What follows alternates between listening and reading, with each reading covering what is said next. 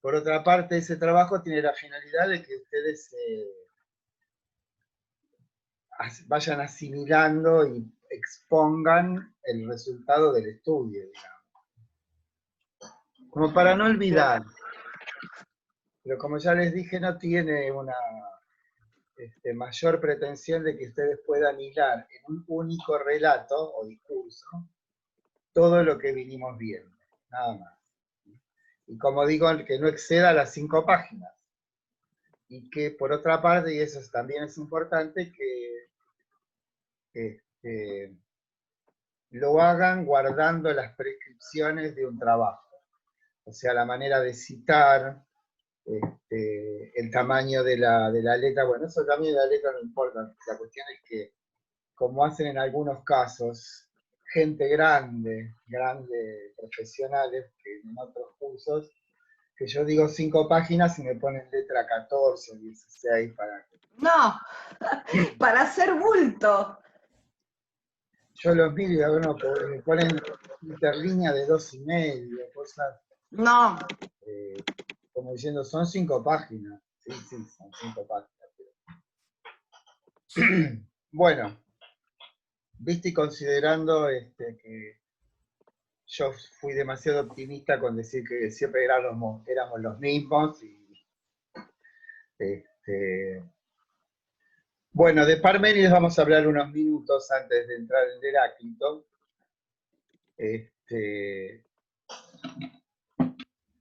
Vieron que hay una manera de juzgar algo por los efectos, ¿no? O sea, no juzgo por las intenciones, por las motivaciones, sino por el efecto que produjo algo. Y en este caso, el efecto de Parménides es inconmensurable. El primer signo de esa, digamos, eficacia, podemos llamar, del pensamiento de Parménides lo encontramos en Platón, ¿no? Porque ese mundo de las ideas, que es trascendente, solamente inteligible, o sea, solamente captable a través del intelecto, constituido por entes inengendrados, inmutables, etcétera, etcétera, etcétera, todo eso que después va a pasar en la tradición como las mismas notas del motor inmóvil de Aristóteles, o las mismas notas que va a adquirir Dios para el pensamiento cristiano, digamos, esas notas ya estaban en el pensamiento de Parménides.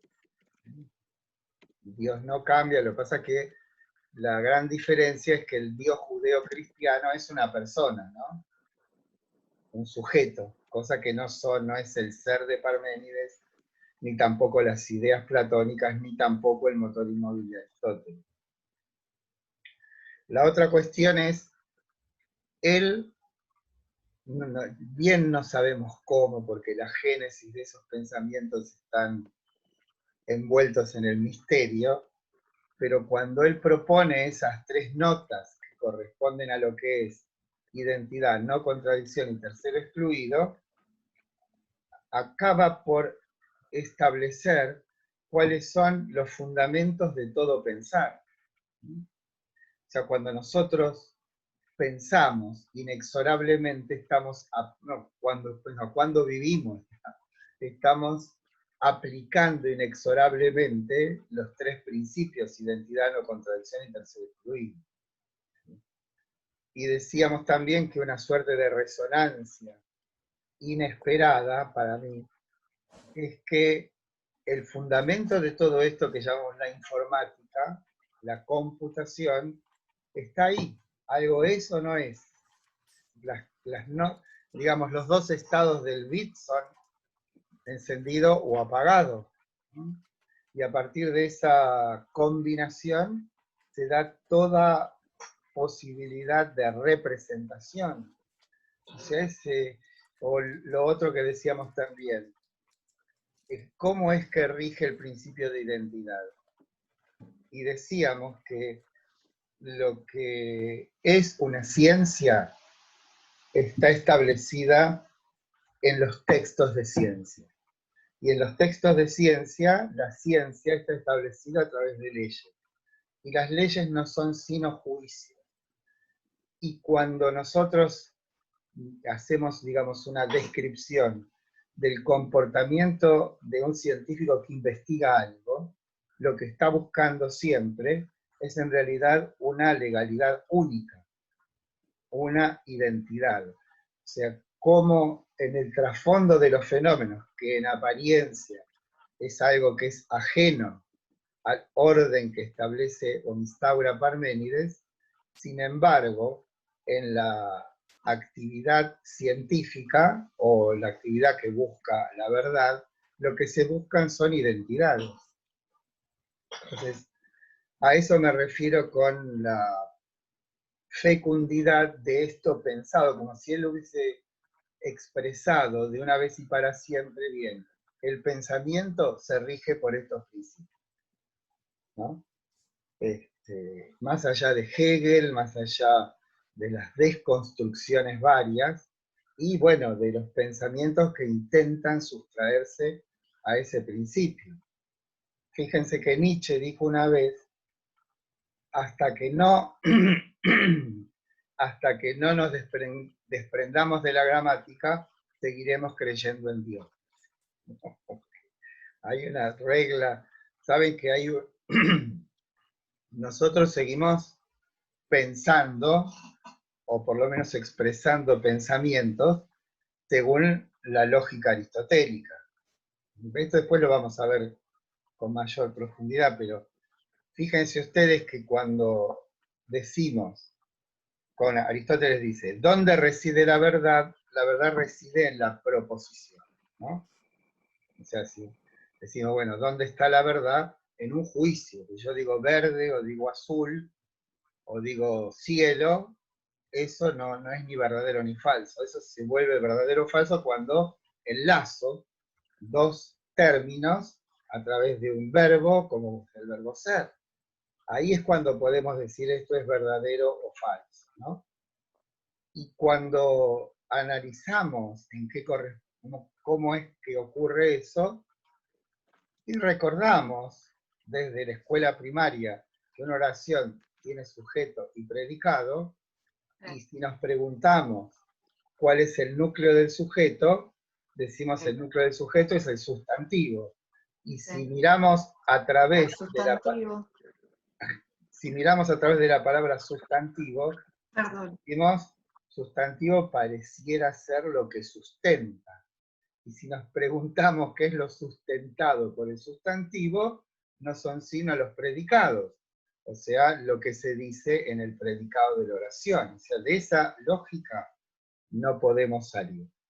Los intentos, por ejemplo, que son literarios, en el caso de Borges, el cuento Tlön Uqbar Orbius Tertius, que recomiendo enfáticamente su lectura. ¿Vieron que es un universo? ¿Ya hablé de esto o no? No. Bien. Es un universo que solamente existe en una enciclopedia. Ese universo que existe en una enciclopedia tiene geografía, historia, religión, metafísica, y también tiene idiomas. O sea, los anónimos escritores que lo escribieron también pensaron cuáles serían las lenguas. Y una de las lenguas de Tlön no tiene sustantivos. Entonces, para poder decir algo, tenían que acumular adjetivos. Entonces, para decir luna, decía sobre, oscuro, amplio, redondo, blanco, surgió, digamos, ¿no? Eso para decir luna. Bueno, pero mientras la lógica humana permanezca en este camino, no hay más remedio que enunciar las oraciones con un sujeto y un predicado. Y el predicado lo que hace es decir algo del sujeto. Bueno, eso es lo que está implícito en el principio de identidad. Profe, perdón que le haga una pregunta, como docente se lo digo, en mi caso, que... ¿Cómo perdón? No, perdón. Bueno, es la introducción para interrumpirlo. Necesito un mate, quiero mate. Decime. ¿Cómo? No, que querría un mate. Ah, no, yo no tomo mate, tomo té. La pregunta es la Carolina, siguiente, porque sí, sí, decime, lo perdón. que, lo que, lo que está planteando me acaba de hacer como un, ¿cómo se dice? Un insight en la mente con algo que hago con mis alumnos todo el tiempo que quizás, si usted no lo nombraba de esta manera, a mí se me iba de la cabeza. Cuando hacemos ejercicios de lectura comprensiva con mis alumnos, esto de preguntarse qué nos dice el sustantivo, qué dice el adjetivo, o sea, estoy inmersa en esto desde hace millones de años. Quiero Es decir, que desde la práctica docente, por lo menos hablo por mí, lo que hago con mis alumnos no es más que los, hacerlos girar en esta lógica aristotélica sin haberlo pensado de esta es la forma hasta lógica hoy. aristotélica. Bueno, de algún modo, no es que sea un invento de Aristóteles. Lo que hace Mm, Aristóteles es explicitar, mm, otorgarle luminosidad, podemos decir, a algo que todo el mundo ya sabe. La filosofía se ocupa de las cosas más obvias. Lo que pasa es que las cosas más obvias justamente son las que no se piensan. ujú, Pero esto creo que lo dije también, pero no importa. Hay una frase de Aristóteles que dice, lo primero en el ser es lo último en el conocer. O sea, lo más inmediato, lo que está más cercano, es lo que ineluctablemente se piensa último. Como que lo central, esto, por ejemplo, de estar existiendo, no es algo que nosotros pensamos, sino que lo tomamos como algo natural. Nos sí, levantamos a la mañana y ejercemos la vida, pero no nos damos cuenta muchas veces, o no sé si no nos damos cuenta, pero de hecho, donde pone la atención es esa cosa obvia, que es la cosa más extraordinaria que uno pueda pensar es que es existir. No hay nada más extraño. Piensen desde el Big Bang a nosotros todas las cosas que han pasado sí. para, para que nosotros estemos aquí. Es absolutamente inconmensurable la causalidad, las causalidades que fueron produciendo esto. Es bueno, de eso de alguna manera es de lo que nos habla Heráclito también, ¿no? Este, pero en última instancia, entonces, Mm, esto que dice Parménides, y que de algún modo es el piso, junto con Heráclito, de todo lo que será la historia de la filosofía, está dicho acá, con lo cual nos este, remite, aunque no quiero ser concluyente en esto, a aquello que decía Mircea Eliade de este, la gravitación de lo arcaico. ¿Se acuerdan que decíamos todas o muchas de las costumbres que nosotros tomamos como naturales no son sino una transfiguración de algún modo desdivinizada o profana de comportamientos que están hundidos digamos, en las comunidades arcaicas, ¿no?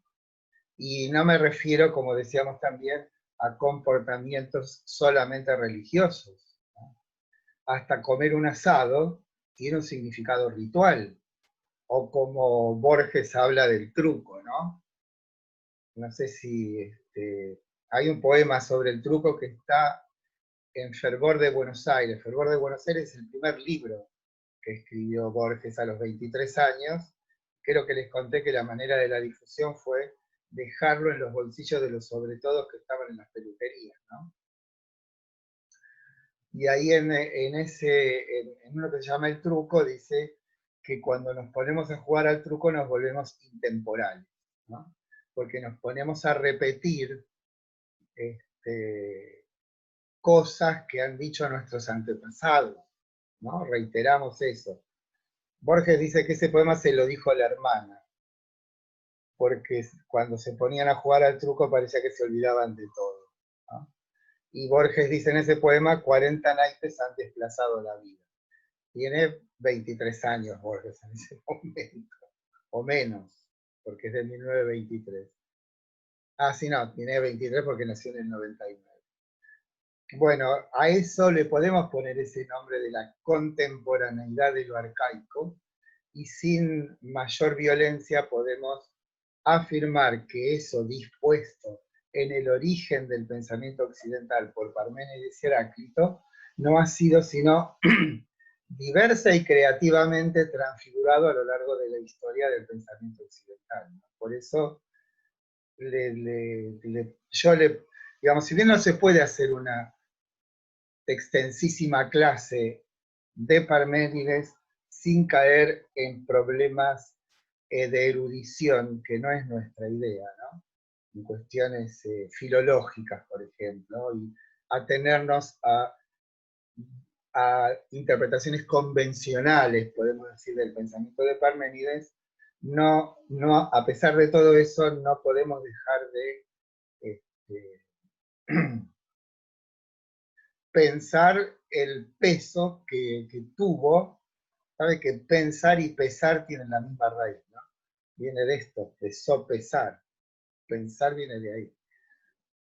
No por eso debemos dejar de prestar atención al tremendo peso que tuvo esto, que como por eso me agarró el ataque de pánico.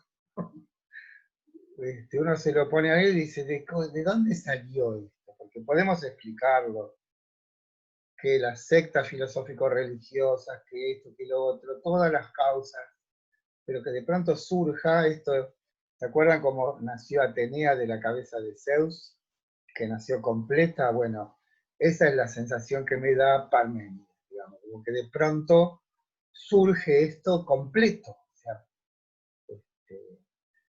bien. Y lo otro que tiene que ver más con la intimidad, más que con los efectos de Parménides, es la cuestión del ser. O sea, esta relación, no quiero llamarla ambigua, quizás no sea la palabra, ¿no? Esta relación misteriosa, si quieren, entre el ser y el ente, ¿no? Eso también quisiera que quede como una suerte de principio en la cabeza de todos ustedes, la diferencia entre el ente y el ser. Esa diferencia la ilustramos con todo ente es, pero el ser no es ningún ente. Hay algo en nosotros que le otorga entidad al ente. Y ha habido, y en esto sigo ortodoxamente a Martin Heidegger, que dice, esa fue la confusión de toda la historia de la metafísica occidental. Preguntar por el ser y contestar con un ente. O sea, preguntar por el ser quiere decir preguntar cuál es el sentido de todo lo que es, cuál es el fundamento de todo lo que es. Y de un modo precipitado, a partir de Platón en adelante, se ha respondido a esa pregunta con otro ente. Y no se ha preguntado por el ser. Entonces, estos dos pensadores, Parménides y Heráclito, nombran o se refieren a esto que no podemos decir el ser es. ¿Se dan cuenta? Porque cuando decimos es, le estamos otorgando el carácter de un ente, de un objeto, si se quiere. No podemos, decimos el ser, lo hay. Ahora, ¿qué hay detrás de ese hay? Nosotros intentamos el viernes pasado decir o intentar acercarnos a esa noción con la noción de horizonte. ¿Se acuerdan que hablábamos del horizonte de sentido? Pero ese horizonte de sentido, en este ejemplo que poníamos con el celular, un individuo de una comunidad arcaica y un individuo de nuestro mundo, en algo coincidían. Esto es. Ahí, en ese decir es, se encierran todos los enigmas del pensamiento. ¿Qué significa decir es? ¿No? Bien, bueno, ese es el segundo punto, y que esa diferencia nos va a acompañar durante todo nuestro trabajo, ¿sí? Así que bueno, ya me está agarrando el ataque de pánico de nuevo con, con Parménides. Por favor, que tiene que dar la clase, profe. Bueno, simplemente es también esta tarea de la filosofía sembrar enigmas, ¿no? Es, volver a restituir en nosotros la posibilidad o la capacidad de asombrarnos, ¿no? Porque de ahí nació la filosofía y así es como debe continuar. ¿Vieron? Dicen, el asombro, esto del asombro lo dicen Platón y Aristóteles, ¿saben? ¿No? O sea, eso de adjudicar el origen de la filosofía a un temple anímico que es el asombro, lo dicen Platón y Aristóteles, ¿no? Y después se agrega que el asombro no es un motivo que surge y empuja al pensamiento, sino que justamente lo notorio del asombro es que es lo que debe permanecer constante en la actitud filosófica. O sea, no es una cuestión de que es una aparición que mueve algo y después se sustrae, sino que debiera, ¿no? Y esa es la actitud vigilante y con esa vocación de permanecer asombrándose, ¿no? Fíjense, por ejemplo, como asombroso para mí es que desde hoy, desde que comienza el mes de noviembre, en Buenos Aires, luego del milagro de los, ¿cómo se llaman estos árboles que son todos rosas? Los... Carandá. No, ese es el otro milagro. Los lapachos rosados, vieron que aparecen, hay pocos en Buenos Aires, pero hay. Hay lapacho rosado, hay amarillo y hay blanco. Amarillo y blanco prácticamente en Buenos Aires he visto uno o dos. Pero sí en Jujuy, en el norte hay. Y de pronto, cuando de algún modo desaparecen los lapachos, las flores, viene esta cosa tremenda de los jacarandáes. Uno no termina de quedar como estupefacto. Súbanse al puentecito este que está por encima de la Figueroa Alcorta en la Facultad de Derecho y miren los jacarandáes en toda la avenida. Bueno, ese tipo de experiencias asombrosas es a la que nos invita. Pues esto no es una cuestión voluntaria, no puede, no es una, no vamos a hacer unas técnicas para producir el asombro. No, eso viene de otro lado, ¿no? Tiene que ser una especie de vocación que debemos cultivar, no es una técnica, ¿no? No hay ninguna universidad donde exista la materia Introducción al Asombro. Pero el hecho mismo de existir es lo más asombroso. Y de ahí todos los asombros. Bueno. Bueno, después de esta introducción sentimental, vamos a... Bueno, pero es cierto, es increíble. El 1 de noviembre en Buenos Aires empiezan a florecer los jacarandas, es como un reloj. Y en una semana vamos a tener Buenos Aires así sembrada de jacarandaes, ¿sí? Que yo tengo vistos algunos, ¿sí? Algunos tengo unos preferidos. Bueno, vamos con este otro hombre, Skotainos. Skotainos es el oscuro, ¿no? El oscuro de Éfeso.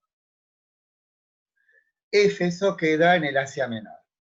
Ahí tenía una especie de polaridad entre el sur de Italia, donde nació Parménides, y el Asia Menor, donde nació este hombre. A diferencia de Parménides, en quien podemos rastrear influencias, ese famoso Aminias, que no sabemos nada de él, pero se dice que era pitagórico, Genófanes de Colofón, que afirmaba que Dios era uno, pero que era un poeta trashumante. Además podemos agregar la gravitación de las sectas filosófico-religiosas, y eso lo podemos corroborar con el inicio del poema de Parménides, que habla de ese misterioso viaje de la oscuridad a la luz, la entrevista con la diosa, bueno, todo ese horizonte, podemos decir, que se enhebra en el pensamiento de Parménides, aunque como insistimos, no lo causa, pero hay rastros que nos permiten intentar una suerte de genealogía del pensamiento de Parménides. En el caso de Heráclito, que son contemporáneos, no hay ninguna prueba de que uno haya conocido al otro, por más esfuerzos que se hayan hecho. Quizás Heráclito sea anterior, pero no es una cuestión definitiva. Sí podemos decir que pertenecen al siglo V, fines del siglo VI, principios del V. No mucho más. Si intentásemos una incursión genealógica en el sentido del origen del pensamiento, en Heráclito fracasaremos. No hay ningún antecedente explícito del pensamiento de Heráclito. Lo único que podríamos llegar a afirmar, y esto es algo que dice Giorgio Colli, en este libro que siempre nombro, que debiéramos leer, es que en el oráculo de Delfos hay varios fragmentos, por lo menos uno explícitamente referido al oráculo de Delfos, o dos podemos decir, donde ocurre esto, ¿no? Hay entre los decires del oráculo y los mortales una distancia. Esa distancia es la ambigüedad. La ambigüedad del oráculo es el signo de la distancia entre la sabiduría de los inmortales y los mortales. Ya tenemos esos dos ejemplos de Temístocles yendo al oráculo y diciéndole una muralla de madera salvar Atenas, o al pobre Creso, rey de Libia, que le dijo: si cruzas el río Jalis, caerá un gran imperio, ¿no? Esa ambigüedad del oráculo implica una cierta perversidad del Dios, podemos decir, y está siempre mostrando esa distancia. Si lo trasladamos al orden humano, lo que nos exige la palabra del oráculo es un esfuerzo en lo que hace a la perspicacia, a la penetración, a la agudeza, a la desconfianza, a la exigencia de tratar de descubrir detrás de determinados signos un relato que, si bien subyace, no es fácilmente explicitable. A eso hoy se lo llama hermenéutica, el arte de la interpretación.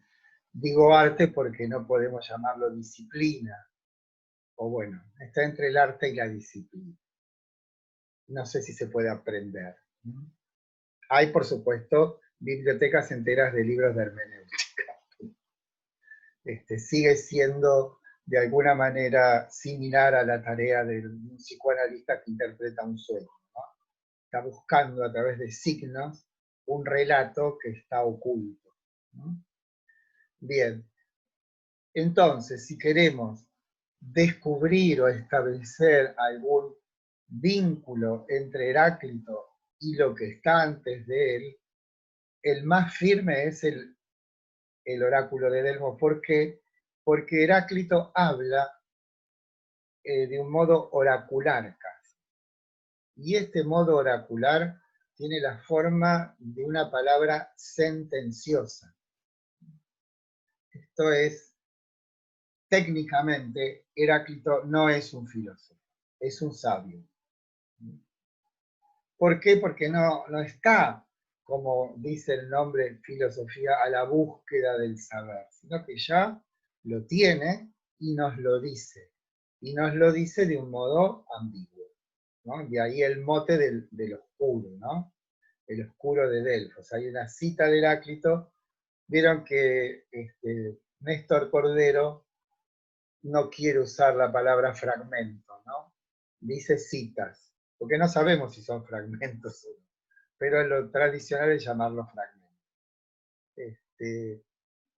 Que parece que le prestaron, no sé si mal lo recuerdo, Eurípides le presta a Sócrates el libro de Heráclito.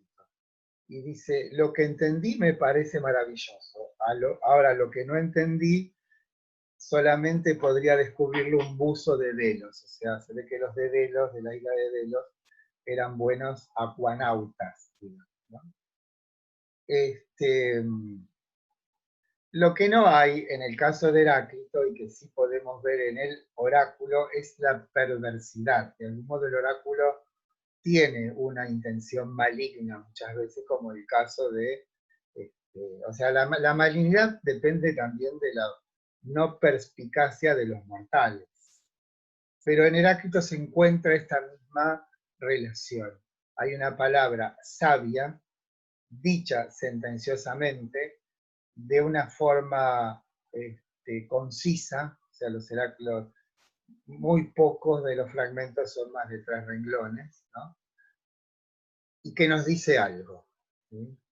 Ahora, la otra cuestión es intentar decir por qué Heráclito es ambiguo. Entonces, quitándole el velo de sacralidad que sí lo tiene en el oráculo, y que muestra, como dice Colli, una cierta perversidad por parte de los inmortales respecto de nosotros, si quitamos eso, deberíamos decir que la ambigüedad de Heráclito se funda en que aquello que debe ser dicho no puede ser dicho sino a través de un lenguaje ambiguo. Es una suerte de exigencia de aquello que debe ser dicho. Y esa exigencia se transfigura en la palabra ambigua. Como diciendo, el lenguaje común es absolutamente inepto para poder decir aquello que hay que decir. Entonces, el recurso permanente del que hace uso Heráclito en sus citas es la metáfora. Como ustedes saben, la metáfora es un recurso absolutamente común en la poesía. Entonces, ahí tienen ustedes un ensamble entre el lenguaje poético y el lenguaje de Heráclito. Pero la diferencia es que el poeta canta algo. Como dice Helderling, el poeta nombra lo sagrado, ¿no? Lo dice Heidegger, pero basando en Heidegger. El pensador dice el ser. Pero son como dos cumbres que pueden dialogar, ¿no? O sea, el poeta canta, trata de ensamblar en palabras experiencias. Siempre se me ocurre lo mismo cuando intento mostrar por qué la exigencia de aquello que debe ser dicho, que entre paréntesis se asimila a lo que dice Parménides, aquello que debe ser dicho es la totalidad de las cosas. No es un aspecto, sino que la ambición, el anhelo extremo de estos primeros pensadores es decir lo que es. Y en el caso de Heráclito, la exigencia de decir lo que es lo conduce inexorablemente a la ambigüedad. Y la ambigüedad puede ser, de alguna manera, puede entregarnos algún hilo de visibilidad con aquello que debe ser dicho a través de la metáfora. Y la palabra metáfora, ¿saben qué quiere decir? Tránsito, ¿no? Son dos palabras. Metá, en griego, quiere decir más allá. Y el verbo fero quiere decir llevar, trasladar, tanto en griego como en latín. Tenemos la palabra semáforo, llevo un semios, llevo un signo, ¿no? Y tantas otras. Transferir, ¿sí? Ese verbo fero que es igual en latín. Fero, fer, ferro, tulilatum en latín, ¿no? Bueno, hay entonces una suerte en la metáfora de tránsito, de traslado, que en realidad es una analogía, es decir, una cosa por otra. ¿No? Pero, decimos, falta menos de un minuto. Volvemos en 5 minutos, ¿sí? Vayan pensando en todas estas cosas.